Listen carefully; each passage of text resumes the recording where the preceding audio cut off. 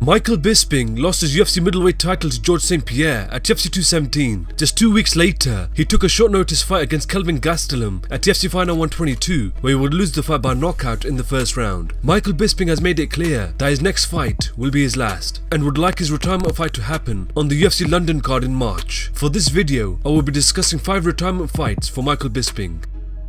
Number 5. Tim Boetsch is a top middleweight fighter who possesses great wrestling skills and knockout power. He last defeated Johnny Hendricks by TKO at UFC Fight Night 112. Tim Boetsch possesses a lot of power, where he can shut the lights off with a clean strike. Both Michael Bisping and Tim Boetsch were supposed to face each other at UFC 149, but Michael Bisping was forced to pull out due to an eye injury. Both fighters always deliver a good show whenever they fight, and is a great option for Michael Bisping's retirement fight.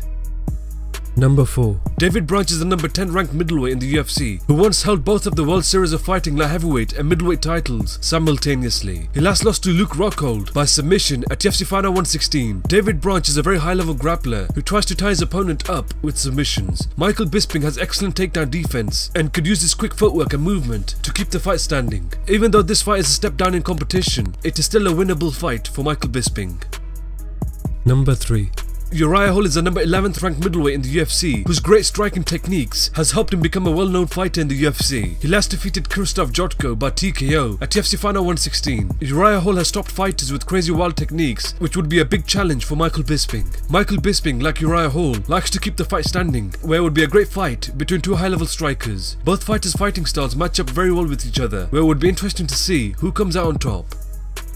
Number 2. Lyoto Machida is number 14th ranked middleweight in the UFC, whose karate-based fighting style has helped him defeat some of the best fighters in the world. He last lost to Derek Brunson by knockout at UFC Fight Night 119. Lyoto Machida has great distance management, where he's able to time his shots perfectly, stunning his opponents. Although he doesn't seem like the same fighter he used to be, he is still a big name and could be the perfect fight for Michael Bisping to end his career. Number 1.